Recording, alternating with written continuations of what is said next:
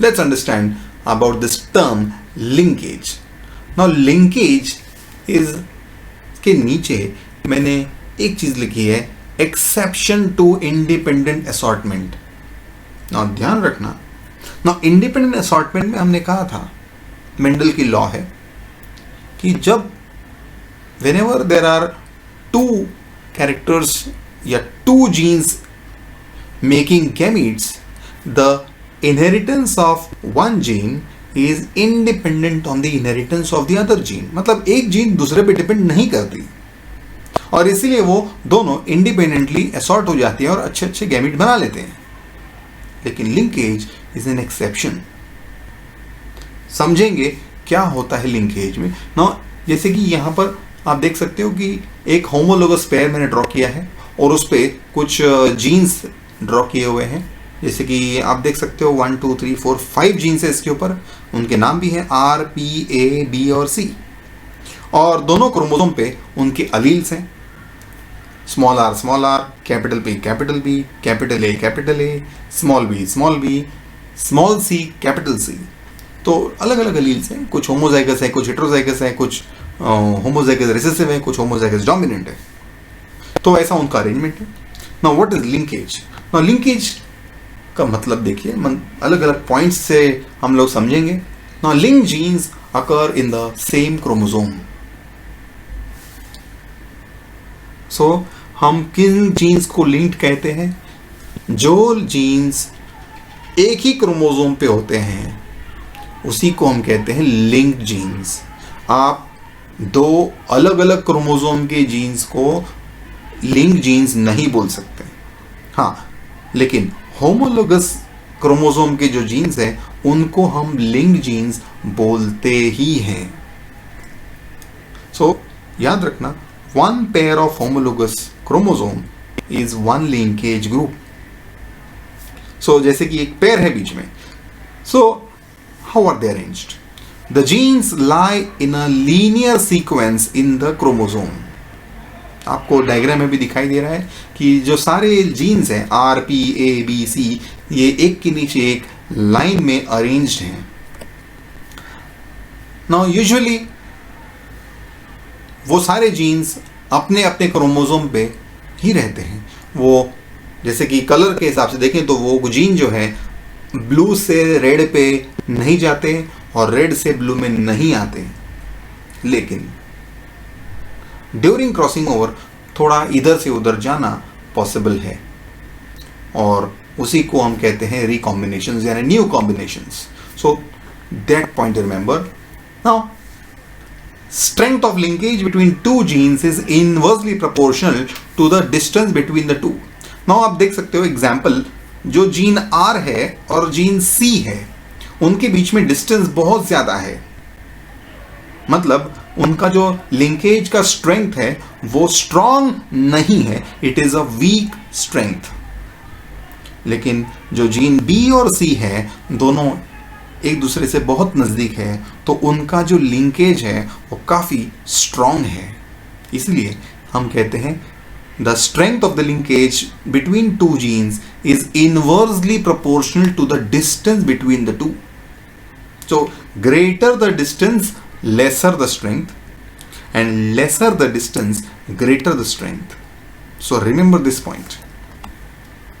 Now two linked genes show higher frequency of crossing over if the distance between them is higher and lower frequency if the distance between is smaller. अब मैंने आपको अभी भी example दिया कि small b और small c दोनों एक दूसरे के इतने नजदीक हैं कि उनका क्रॉसिंग ओवर का जो फ्रीक्वेंसी है वो बहुत ही हाई होगा. दोनों जाएंगे तो साथ में जाएंगे, एक दूसरे का साथ नहीं छोड़ेंगे. और अगर दूर दूर के जीन्स हैं, मतलब जैसे कि स्मॉल r और स्मॉल c जो जीन है वो दूर हैं, तो if the distance is very very high तो उनका क्रॉसिंग और फ्रीक्वेंसी भी बहुत हाई होगा. इसलिए two link genes show higher frequency of crossing over if the distance between them is higher and lower frequency if the distance between smaller. Right? Now linkage में भी उन्होंने दो ग्रुप में उनको डिवाइड किया हुआ है कि जो अपने बॉडी क्रोमोसोम्स है, ऑटोसोम्स हैं, वहां के जीन्स को ऑटोसोमल लिंकेज टर्म दिया है, और जो सेक्स क्रोमोसोम है, उधर के जो अलील्स है, उधर के जो जीन्स है, उनको नाम दिया हुआ है sex linkage. Now these genes are produced on the same chromosome and do not show independent assortment at the time of gamete formation. मतलब अगर दो जीन्स एक दूसरे के बहुत नजदीक है तो they do not show independent assortment at the time of gamete formation. साथ में ही रहते हैं. नाउ ज्यादा लिंकेज होता है, बहुत नजदीक होते हैं जीन्स, तो असॉर्टमेंट अगर नहीं होता है तो उनका डाइहाइब्रिड रेशियो में भी डिफरेंस आता है, तो they will not give you new combinations. इसीलिए डाइहाइब्रिड रेशियो भी उनका 9:3:1 की जगह आएगा 3:1 ओनली. और ये प्रूव किया था साइंटिस्ट थॉमस हंट मॉर्गन, और उन्हीं की ये है क्रोमोसोम थियरी ऑफ लिंकेज, जिसके बारे में हम आगे बात करने वाले हैं. So once again, all the genes on a homologous pair make a linkage group. So याद रखना स्टूडेंट्स कि हर ऑर्गेनिज्म के पास कितने लिंकेज ग्रुप होने चाहिए वो आपको उसके हैप्लॉइड नंबर ऑफ क्रोमोसोम से पता चलेगा. जैसे कि हम इंसान हैं, तो all genes on a homologous pair make a linkage group. मतलब one pair is one linkage group. हम humans के पास 23 pairs हैं, तो हमारे पास इसीलिए हो गए 23 linkage groups. उसमें एक एक्सेप्शन भी याद रखना, humans में जो सेक्स क्रोमोसोम है वो पूरी तरह से होमोलोगस नहीं होते हैं, इसीलिए हम X और Y को सेपरेट भी कर सकते हैं. इसीलिए हम कभी कभी ये भी कहते हैं कि ह्यूमंस में 23 की बजाय 24 लिंकेज ग्रुप्स होते हैं. नाउ लेट्स अंडरस्टैंड ये लिंकेज का कॉन्सेप्ट, लिंकेज का फंडा मॉर्गन ने कैसे एक्सपेरिमेंटली प्रूव किया. बिकॉज ये तो सिर्फ बातें हो गई, बोलने के लिए तो बोल सकते हैं कि हाँ ऐसा होता है, जीन्स नज़दीक होते हैं, दूर होते हैं, तो क्या होता है, लेकिन ये हमें दिखाई नहीं देते हैं जीन्स. सो मॉर्गन ने इनको कैसे प्रूव किया. ना कैसे प्रूव किया उसके पहले आपको फिर से एक बार रिवाइज करवा रहा हूं कि अगर अलग अलग क्रोमोसोम पे अगर जीन्स है तो आप उनको लिंक नहीं कहेंगे. जैसे कि यहां पर दो अलग अलग क्रोमोसोम्स हैं, ये होमोलोगस नहीं है, तो दे आर अनलिंक्ड जीन्स. और अगर एक ही क्रोमोसोम पे दो जीन्स हैं लेकिन डिस्टेंस थोड़ी ज्यादा है तो आप उसको कह सकते हो लिंक्ड, लेकिन लूजली लिंक्ड. और एक और एग्जांपल, एक क्रोमोसोम है उस पे दो जीन्स हैं बट दोनों एक दूसरे के बहुत नजदीक है, तो आप इनको डेफिनेटली लिंक्ड जीन्स कहोगे, और साथ में ये भी कह सकते हो कि they are tightly linked genes. Now linkage point of view थोड़ा क्रॉसिंग ओवर फिर से देखते हैं. ना आपने क्रॉसिंग ओवर बहुत पढ़ा हुआ है, ना देख सकते हो कि ये एक होमोलोगस पेयर है. नाउ ड्यूरिंग मियोसिस जब ये क्रॉसिंग ओवर करते हैं, ड्यूरिंग पैचेटीन स्पेशली, तो आपको पता है कि वो ऐसे non sister chromatids cross over कर रहे हैं. और आप देखते हो कि क्रॉसिंग ओवर मतलब पूरा का पूरा क्रोमोसोम नहीं करता है, उसके कुछ आर्म्स करते हैं. जैसे कि यहाँ पर इन दिस केस ये जो ब्लू और जो पिंक क्रोमोसोम है उनके कुछ आर्म्स क्रॉस ओवर कर रहे हैं, और उसका रिजल्ट देखिए क्या होने वाला है. आप देख सकते हो कि पूरा पेयर जो है वो चेंज नहीं हुआ है, सिर्फ जो एक क्रोमैटिड है उसके आर्म्स में क्रॉसिंग ओवर हुआ है. तो कुछ अलील्स ने क्रॉस ओवर किया है और न्यू कॉम्बिनेशंस आए हैं. एंड यही रीजंस है वेरिएशंस के, one of the very big reasons for variations. So यहाँ पर डोंट यू थिंक जो कैपिटल बी और कैपिटल ए का जो लिंकेज था वो एक क्रोमैटिड का टूट गया है, और उन्होंने क्योंकि जगह बदल ली है तो linkage has broken. So this is possible during crossing over, और ये यहाँ पर इजीली पॉसिबल हो पाया है बिकॉज ए और बी के बीच में डिस्टेंस बहुत ज्यादा है. आगे देखेंगे कि डिस्टेंस कम होगा तो क्या होता है, ज्यादा होगा तो क्या होता है. और यहाँ पर ये जो एग्जाम्पल है ये मेंडल का एग्जाम्पल है.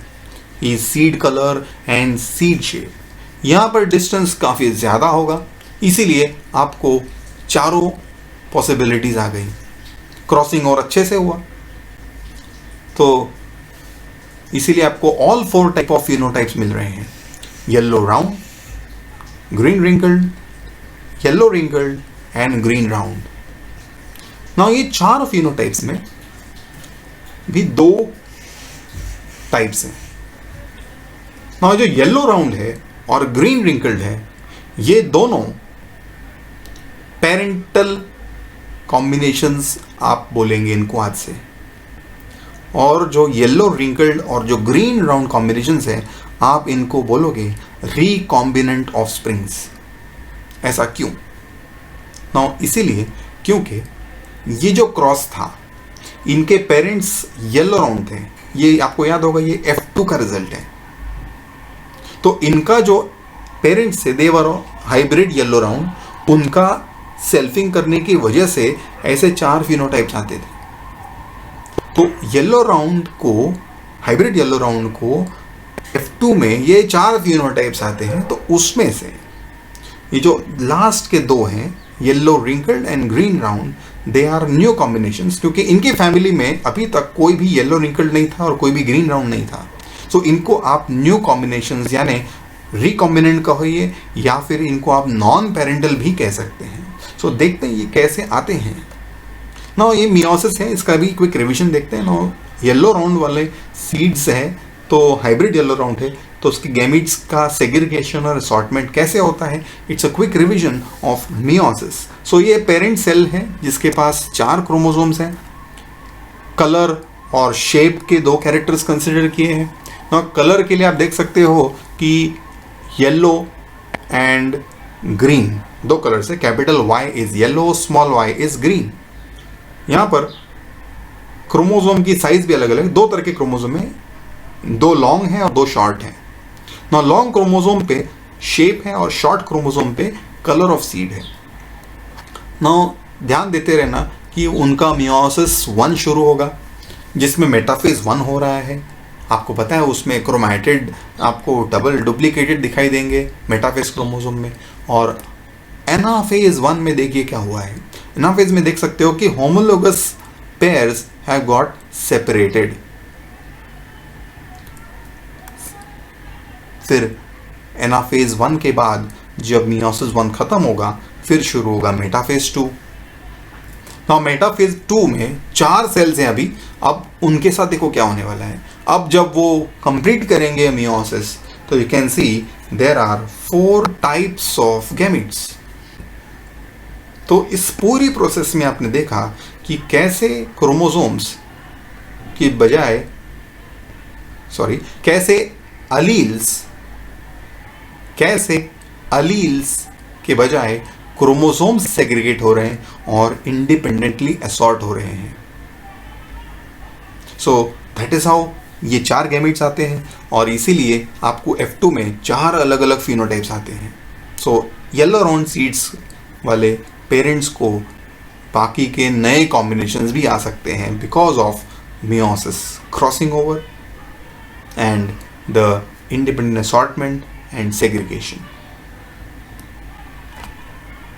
मैं आपको बार बार ये ध्यान से समझने के लिए कह रहा हूं कि अगर अनलिंक्ड जीन्स हैं, जैसे कि यहाँ पर एक और एग्जांपल दे रहा हूँ मैं आपको। सो जैसे कि 2 कैरेक्टर्स हैं, दोनों कैरेक्टर्स के एक जीन है, A और जीन B।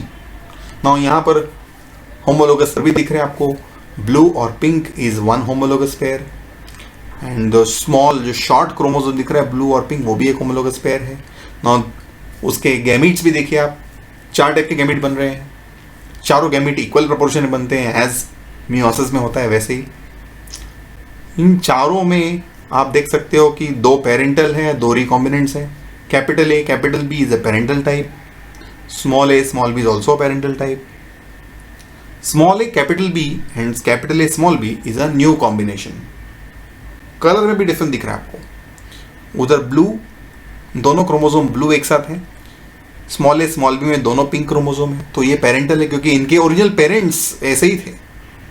अब ये जो स्मॉल a कैपिटल B है, कैपिटल A स्मॉल b है, दे आर न्यू। उनके फैमिली में ये कॉम्बिनेशन नहीं थे। तो ऑफ कोर्स यहां पर असॉर्टमेंट हो गया है ना। इंडिपेंडेंट असॉर्टमेंट अगर हुआ है तो डेफिनेटली इनका चेकरबोर्ड बनेगा, तो रेशियो तो वही आएगा 9:3:3:1। अब इस 9:3:3:1 में आपको पता है 9 इज पेरेंटल, द लास्ट का जो 1 है वो भी पेरेंटल होता है। जैसे कि हम सीड कलर और सीड शेप में देख चुके हैं कि yellow round and green wrinkled, ये 9 और 1 आता है, तो उनका टोटल है 10। और जो बीच के 3 हैं, 3s हैं, उनको हम बोलते हैं न्यू कॉम्बिनेशंस, रिकॉम्बिनेंट्स, जिनका नंबर है 6। इसलिए ये 9:3:3:1 का जो रेशियो है वो अब मैं मॉडिफाई करके लिख रहा हूं, पेरेंटल रिकॉम्बिनेंट का रेशियो बना रहा हूं उसको, और नाम दे रहा हूं, नंबर दे रहा हूं उसको 10:6। सो परसेंटेज ऑफ पेरेंटल देखिए कितना हो गया। नाउ परसेंटेज में कन्वर्ट कीजिए इसको। नाउ 16 प्रोजेनीज है, उसमें से 10 are parental and out of 16 6 are recombinants. So parental percentage हो गया 10/16 into 100 62.5%, एंड रिकॉम्बिनेंट का हो गया 6/16 into 100 दैट इज 37.5%। अब दूसरा एग्जाम्पल, लूजली लिंक्ड, मतलब अब वो दोनों जीन्स अलग अलग क्रोमोसोम पे नहीं है, एक ही क्रोमोसोम पे है लेकिन दूर है। अब देखो डायग्राम में कैपिटल ए और कैपिटल बी में डिस्टेंस काफी ज्यादा है, इसीलिए यहां पर भी इंडिपेंडेंट असॉर्टमेंट आसानी से हो सकता है और होगा। इसीलिए यहां का रिजल्ट भी आपको वैसा ही मिलेगा जैसे अनलिंक्ड जीन से मिला है। लेकिन अब आपको मैं जो तीसरा एग्जाम्पल दे रहा हूं, प्रोबेबिलिटी दे रहा हूं कि अगर दो जीन्स एक दूसरे के बहुत नजदीक हैं, मतलब they are called as linked genes. आप देख सकते हो कि इस क्रोमोसोम में यहां पर अब कैपिटल ए और कैपिटल बी में डिस्टेंस बहुत ही कम है। तो अब न्यू कॉम्बिनेशंस आना मुश्किल हो गया है, आसान नहीं है, क्योंकि क्रॉसिंग ओवर अगर वहां पर हुआ तो दोनों जो कैपिटल ए कैपिटल बी है या तो साथ में जाएंगे, उनका अलग होना बहुत मुश्किल है बिकॉज डिस्टेंस बहुत कम है। जैसे कि हमने कहा था पहले भी, जितना डिस्टेंस कम उतनी उनकी लिंकेज स्ट्रेंथ ज्यादा। और इसीलिए ध्यान दीजिए जो गैमीट्स बनाए हैं उन्होंने, उसके भी देखिए parental combinations capital A capital B and small B are 48% of the gametes and 48% of the gamete. That means 96% of the gametes are parental and only 4% of the gametes are having the chances of recombinants, that is non-parental gametic combinations. So यहाँ पर ये जो variation आ रहा है, it is a deviation. यहाँ पर independent assortment ठीक से नहीं हो रहा है, तो इसी का असर इनके डाई हाइब्रिड फिनोटाइपिक रेशियो पे भी होगा, और इसीलिए इनका जो रिजल्ट आएगा वो 9:3:3:1 नहीं आएगा। सो यहाँ पर पेरेंटल कॉम्बिनेशन बहुत ज्यादा आएंगे क्योंकि गैमीट के परसेंटेजेस काफी ज्यादा है पेरेंटल के, इनके रिकॉम्बिनेंट्स बहुत ही कम आएंगे। Parental recombinant ratio is not going to be 10:6, it's going to be more of parental and very few of recombinants. ये तो मैंने अप्रॉक्सीमेट रेशियो लिखा है 15:1, and percentage of parental will be definitely very very high, close to 100%, and recombinants will be close to 0. so इसी recombinants को हम लोग कहते हैं क्रॉस ओवर वैल्यू, मतलब जितना डिस्टेंस कम उतना ये लोग क्रॉसिंग ओवर करेंगे तो साथ में करेंगे। सो दिस इज व्हाट, जो तीसरा एग्जाम्पल पे हम जो फोकस कर रहे हैं, ये वाला एग्जाम्पल है, ये है एक्चुअली मॉर्गन की डिस्कवरी। ये मॉर्गन ने डिस्कवर किया है जो मेंडल नहीं डिस्कवर कर पाए थे। In fact we should say that Mendel, हम हमेशा कहते हैं कि मेंडल वाज एक्चुअली लकी ना। मेंडल को लकी इसलिए मानते हैं क्योंकि मेंडल ने सिर्फ उन 7 कैरेक्टर्स पे अपना एक्सपेरिमेंट किया था, और वो 7 कैरेक्टर्स ऐसे कभी नजदीक थे ही नहीं एक दूसरे के, इसीलिए मेंडल को ये लिंकेज का कॉन्सेप्ट पता ही नहीं चला। इसीलिए Mendel was lucky that with all उनके जो 7 कैरेक्टर्स थे, उनके सभी के कैरेक्टर्स ने मेंडल के लॉ ऑफ इंडिपेंडेंट असॉर्टमेंट्स को फॉलो किया। लेकिन वो मॉर्गन थे जिन्होंने ये प्रूव किया कि 2 जीन्स अगर बहुत नज़दीक होंगे तो वहाँ पर इंडिपेंडेंट असॉर्टमेंट नहीं होगा। सो ये कैसे प्रूव किया मॉर्गन ने, उसके एक्सपेरिमेंट्स हम फाइनली शुरू कर रहे हैं. उन्होंने एक्सपेरिमेंट्स किए थे इस मक्खी पे, फ्रूट फ्लाई, जिसका scientific name once again Drosophila melanogaster. ना सवाल ये भी उठता है कि मॉर्गन ने इसी को क्यों सिलेक्ट किया. ना डेफिनेटली वो पी प्लांट नहीं सिलेक्ट करना चाहते थे, बिकॉज वो ऑलरेडी मेंडल रिसर्च कर चुके थे. अब इसी के हेल्प से उनको प्रूव करना था. Now why did he select Drosophila for his experiments? Let's understand. सबसे पहले तो ये इजीली अवेलेबल है. ये फ्लाई आपको इजीली मिल जाएगी राइप बनाना या राइप मैंगो फ्रूट्स के ऊपर. अब ये मत समझना कि ये लोग बनाना भी खाते हैं, फ्रूट मैंगो भी खाते हैं क्या ये फ्लाइज, बिल्कुल नहीं. याद रखना, ये जो बनाना होते हैं, राइपन बनाना, जो राइपन मैंगोज है, उनके ऊपर यीस्ट का कल्चर होता है, यीस्ट रहते हैं उसके ऊपर. और ये फ्लाइज जो है, they try to feed on the yeast present on the surface of the ripe bananas and mango fruits. Now they can be easily reared. इनको आप लैब में आराम से पाल सकते हो, बॉटल्स में रख सकते हो. बॉटल में आपको सिर्फ उनका खाना रखना है. उनका खाना है, फेवरेट खाना है यीस्ट कल्चर. और यीस्ट को ग्रो करने के लिए थोड़ा आप अगार अगार न्यूट्रिएंट मीडियम बना दीजिए यूजिंग व्हीट या पोटैटो, कोई भी कार्बोहाइड्रेट डाल दीजिए, यीस्ट पे ग्रो होगा और यीस्ट को ये लोग खाएंगे और आप आसानी से उनको बॉटल में बंद करके रख सकते हो. इनके एक क्रॉस में 2 वीक्स में हंड्रेड्स ऑफ प्रोजेनीज आ जाते हैं. पी प्लांट में ऐसा नहीं था. पी प्लांट में 3 से 4 महीने लग जाते थे एक जनरेशन को.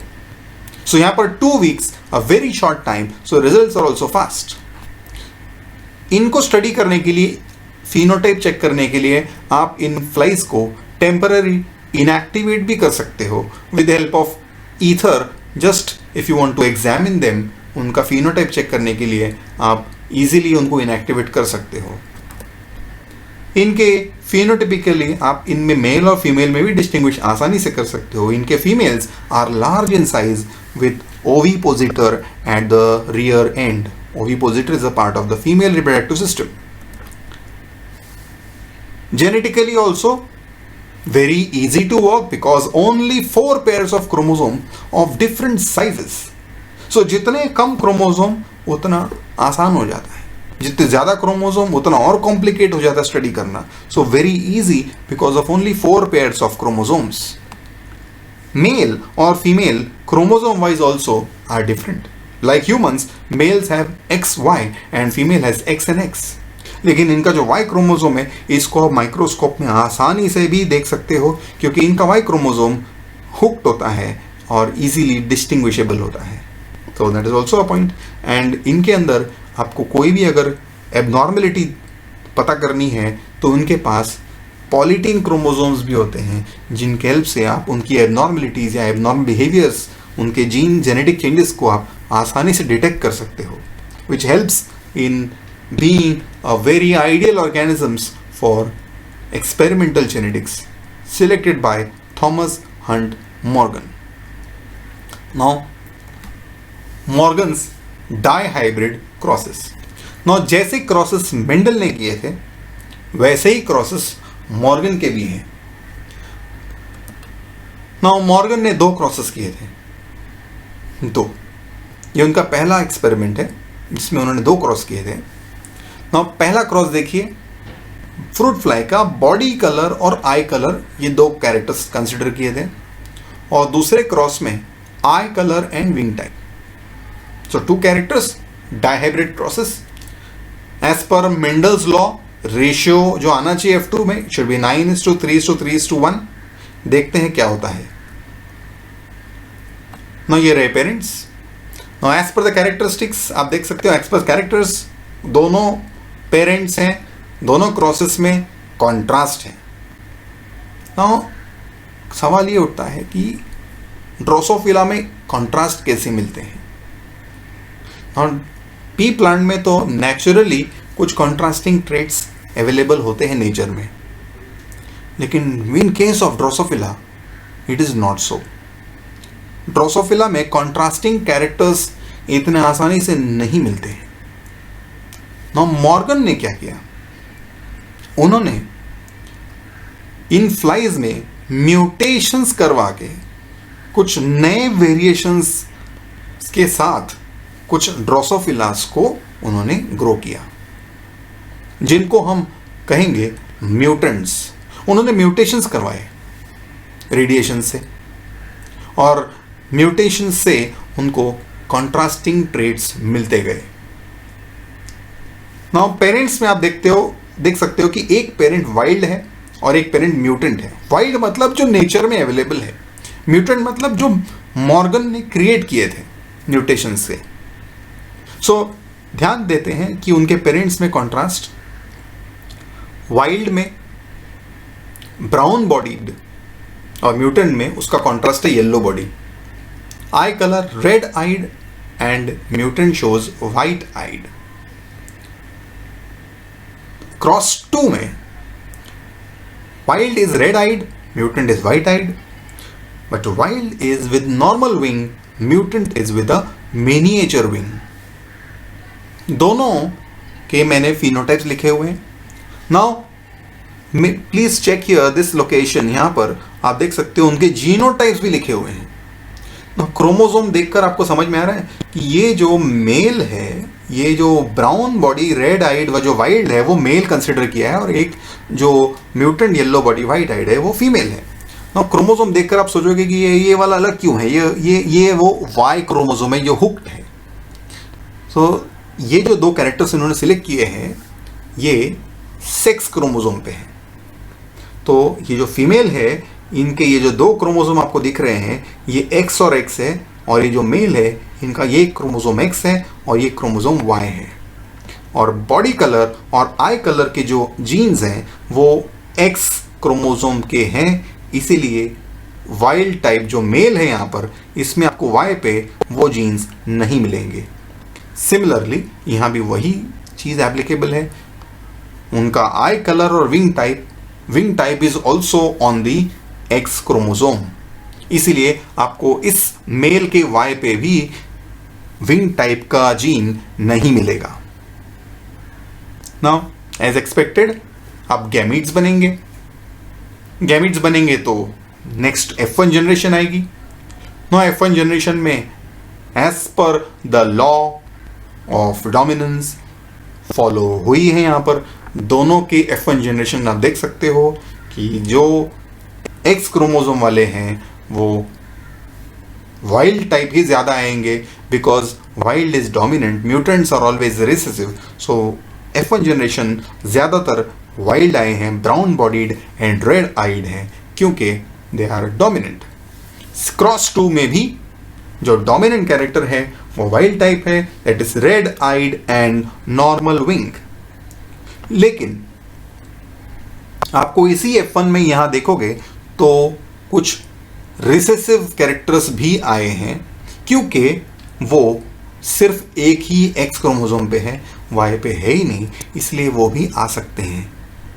यहाँ पर भी white eyed and miniature wing आ सकता है, क्योंकि वो सिर्फ X क्रोमोसोम पे है, Y पे नहीं है, इसीलिए उनका डोमिनेंट का जो अलील है वो एब्सेंट है। तो दोनों पॉसिबिलिटीज हैं। अब इन्हीं को हम पेरेंट्स बनाते हैं F2 के लिए, और F2 का रिजल्ट आपको क्या लगता है? Now did you note that in chromosomes के जो डायग्राम्स हैं, इन क्रोमोसोम के ऊपर आप देख सकते हो कि ये जो येलो बॉडी और आई कलर, बॉडी कलर और आई कलर के बीच में जो डिस्टेंस है वो कम है, और इस क्रॉस 2 में आई कलर और विंग टाइप में जो डिस्टेंस है वो काफी ज्यादा है। सो इन दोनों क्रॉसेस में से आप गेस कर सकते हो कि कौन सा क्रॉस मेंडल के इंडिपेंडेंट असॉर्टमेंट को अच्छी तरह से फॉलो कर पाएगा। So law of independent assortment कहती है कि जितनी ज्यादा डिस्टेंस होगा, क्रॉसिंग और होगा, तो नए कॉम्बिनेशंस आएंगे। सो यहां पर लिंकेज इनका वीक है, तो इनका लिंकेज टूट सकता है और ये नए कॉम्बिनेशन ज्यादा देंगे, और इसी का नतीजा है F2 जनरेशन। आप देखो कि यहां पर पेरेंटल कॉम्बिनेशंस और रिकॉम्बिनेंट्स दोनों में आएंगे, लेकिन उनका परसेंटेज देखिए।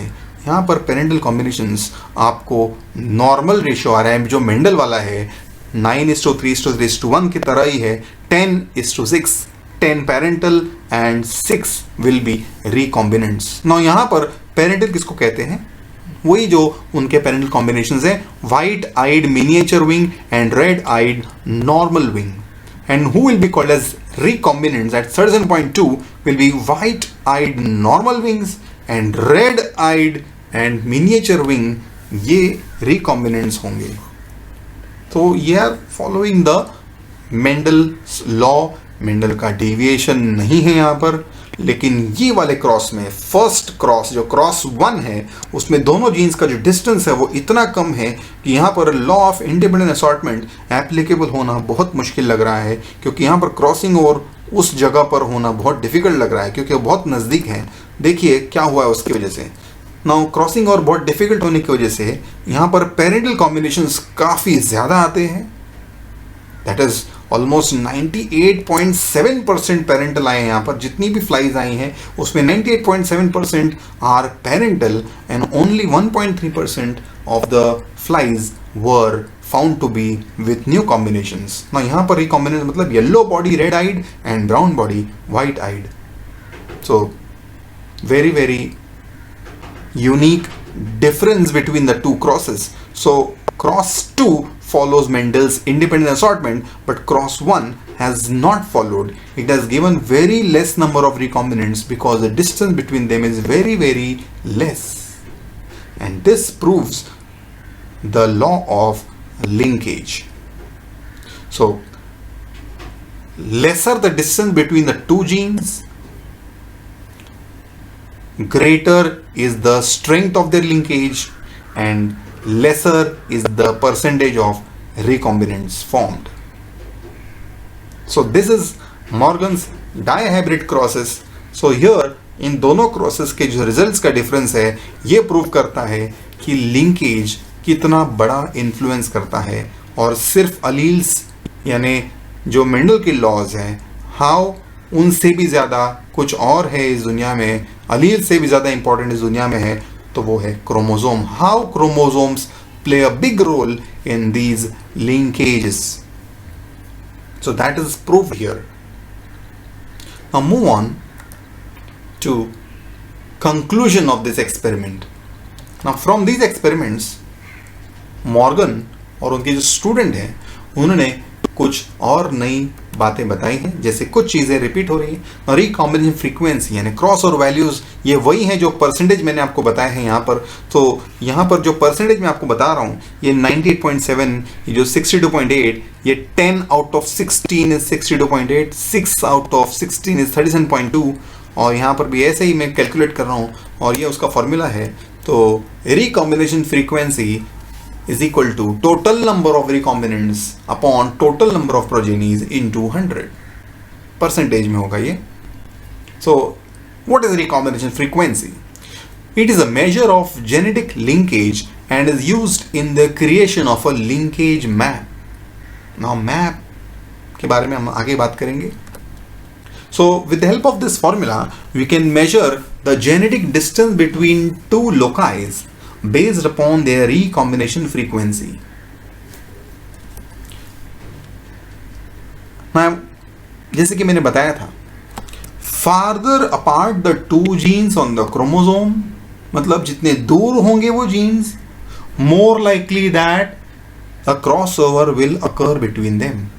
जितने दूर उतना crossing over होगा, and therefore greater the occurrence of their crossover frequency, उतनी ज्यादा फ्रीक्वेंसी आएगी आपको।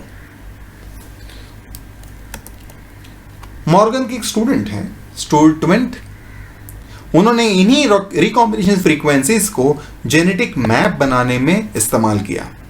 मतलब ये जो फॉर्मूला का जो आंसर आता है परसेंटेज में, उसी को उन्होंने genetic distance of 1 map unit यानी 1% is equal to 1 map unit, ये यूनिट डिनोट कर दिया और इन यूनिट का नाम भी रखा है सेंटीमॉर्गन।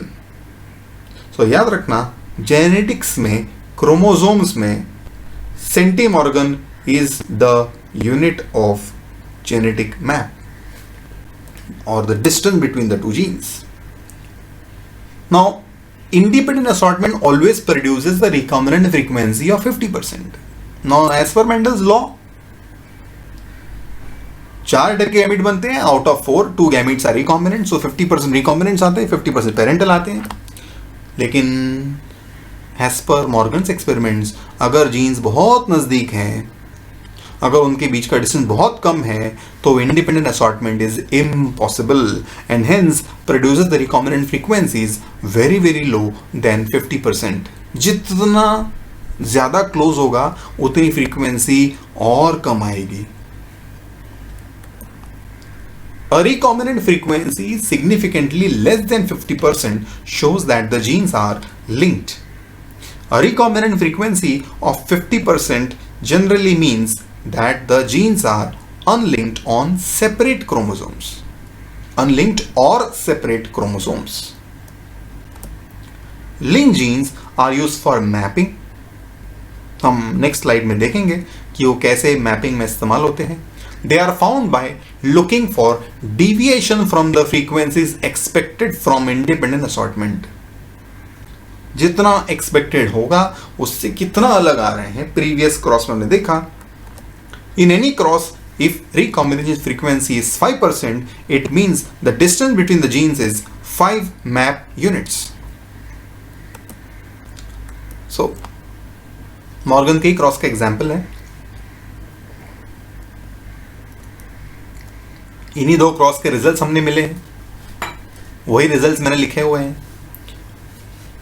क्रॉस 1 में आपने देखा कि percentage of recombinants is only 1.3, मतलब सोचो उनके बीच का डिस्टेंस इज 1.3 सेंटीमॉर्गन.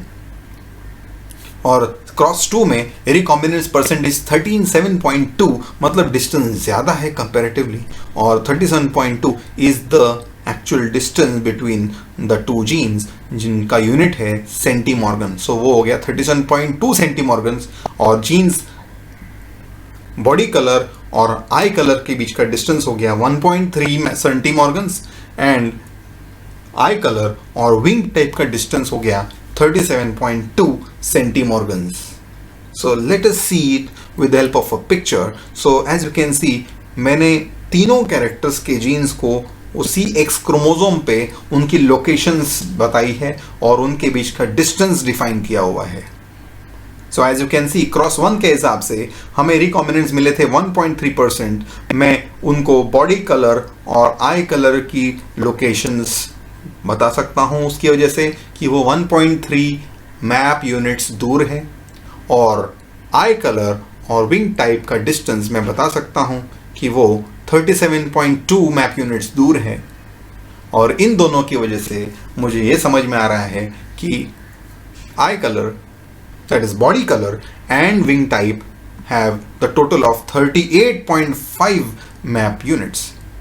and हम उसका भी क्रॉस कर सकते हैं कि बॉडी कलर और विंग टाइप का भी एक डायरेक्ट क्रॉस करके हमें प्रूव हो जाएगा. उसके रिकॉम्बिनेंट फ्रीक्वेंसी अगर 38.5 आ गई तो हमने सक्सेसफुली इन तीनों जीन्स की लोकेशंस को डिफाइन कर लिया है. और ये जो डायग्राम दिख रहा है आपको, ये इस क्रोमोसोम का मैप बनते हुए. सो स्टूडेंट्स, इन मैप यूनिट्स के ऊपर कुछ न्यूमेरिकल्स, कुछ सम्स आप ट्राई कर सकते हो. You try on your own. थोड़ा सा आपको ब्रेनस्टॉर्मिंग करना होगा. इन चारों एग्जाम्पल्स में कुछ डिफिकल्ट हैं, कुछ इजी हैं. आप कोशिश कीजिए और लेक्चर में हम इसको डिस्कस करेंगे. Thank you.